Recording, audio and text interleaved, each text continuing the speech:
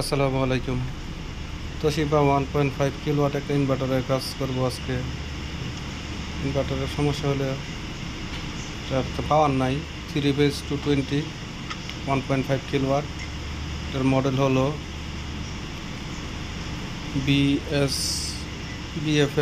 112015 PMN। এটা input 3 phase 220, output 3 phase 220। তো দেখেন এটার পাওয়ার দিতেছি।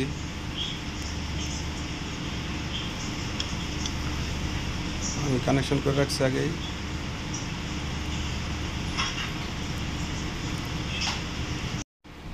কানেকশন করে রাখছি, এখন পাওয়ার দিব। মিটারটা ধরে রাখলাম। পাওয়ার দেওয়ার পরে দেখেন 220 আছে এসি। পাওয়ার গেছে কিনা, আইজিবিটি ভালো আছে কিনা, এই জন্য আমি আবার ডিসি ভোল্টেজটাও চেক করলাম।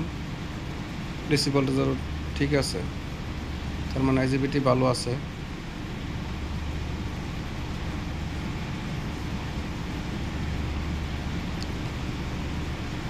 কিন্তু পাওয়ার নাই। দেখেন ডিসপ্লেতে কোনো পাওয়ার নাই, টোটালি অফ। মোট কথা ডিসপ্লেতে কোনো পাওয়ারই নাই। তো ডিসি ভোল্টেজ যেহেতু তৈরি হচ্ছে, তার মানে আমি বুঝতে পারি যে আইজিবিটিটা রেকটিফায়ার সাইড ভালো আছে।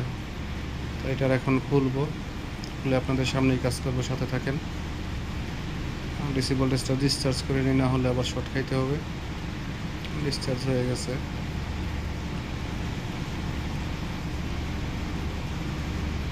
দেখেন ডিসি ভোল্টেজ মাত্র 12 ভোল্টেজ আছে। ডিসি ভোল্টেজটা ডিসচার্জ যদি না করতাম তাহলে কিন্তু কড়া একটা শর্ট খাইতে হইতো। জন্য ডিসি ভোল্টেজটা আমি ডিসচার্জ করে নিয়েছি। ভিডিওটা আগে রেকর্ড করছি, পরে ভয়েসটা বসাইছি, এই জন্য সব কিছু মিলতেছে না। এটার সমস্যা ছিল, এখানে একটা ইউসি 3842 আইসি দেখতেছেন। এই আইসিটা আমি আগেই চেঞ্জ করছি। চেঞ্জ করার পরেও হয় না, এই আইসিটাই চেঞ্জ করছি। তো হওয়ার পরে এখন আমি আরেকটা কাজ করব। আমি এটার বিসিসি ভোল্টেজটা চেক দিছি। বিসিসি ভোল্টেজটা 16 ভোল্ট। তো এটা আন্টার ভোল্টেজ প্রোটেকশন 16 ভোল্টের কম আছে। তো এই জন্য এটার বিসিসি ভোল্টেজের একটা ক্যাপাসিটার আছে 50 ভোল্ট 10 মাইক্রোফ্যারাডের। এই ক্যাপাসিটারটা চেঞ্জ করার পরে বুঝতে পারবো আসলে কাজটা হইলো কি না। তবে আমার যতটুকু ধারণা, আমি আগে চেক করে নিছি, হয়ে যাবে। একটা 50 ভোল্ট 10 মাইক্রোফ্যারাডের ক্যাপাসিটার সামনে রাখলাম। যে এই ক্যাপাসিটারটা আছে, এই ক্যাপাসিটারটা আমি চেঞ্জ করে দেব। এরপরে দেখা যাক হয় কিনা।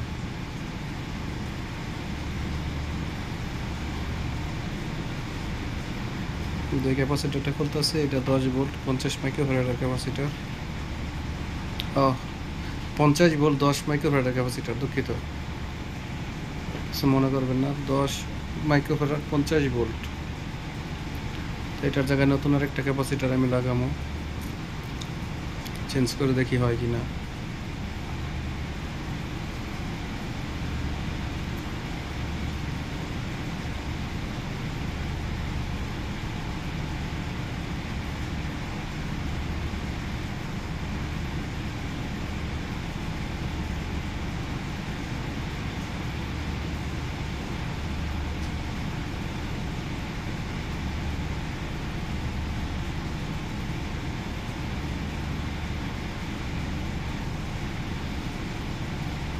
ভিডিওটা অনেক লম্বা হয়ে যেতেছে, সবাই ধৈর্য নিয়ে দেখেন, কাজে আসবে।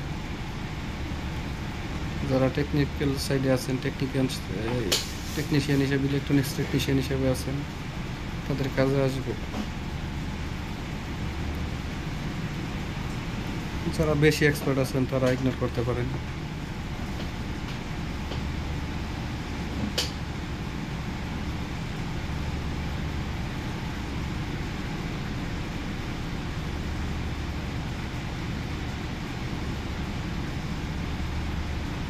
ক্যাপাসিটারটা লাগানো শেষ হয়ে গেছে আমার। লেগগুলো কেটে দিলাম।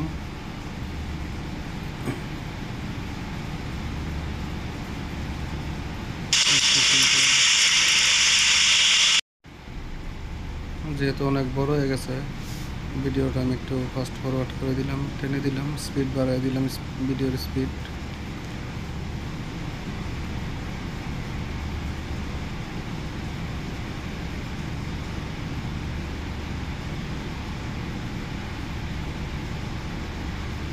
কানেকশন করে দিয়ে চেক করব।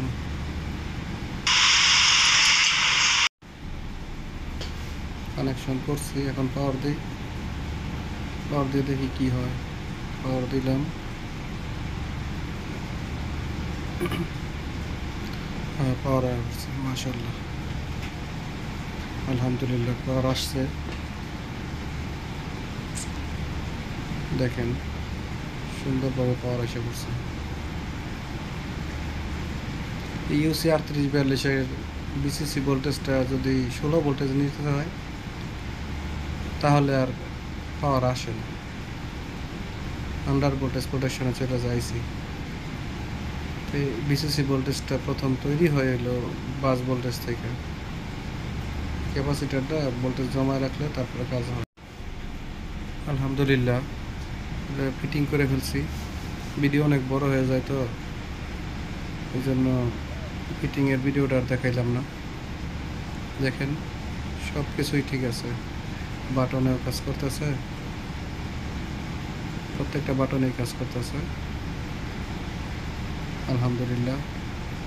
এরকমভাবে এরকম সমস্যা হলে আপনারাও কাজ করতে পারবেন। তো সবাই যারা সাথে সাথে সবাইকে অসংখ্য ধন্যবাদ। আসসালামু আলাইকুম।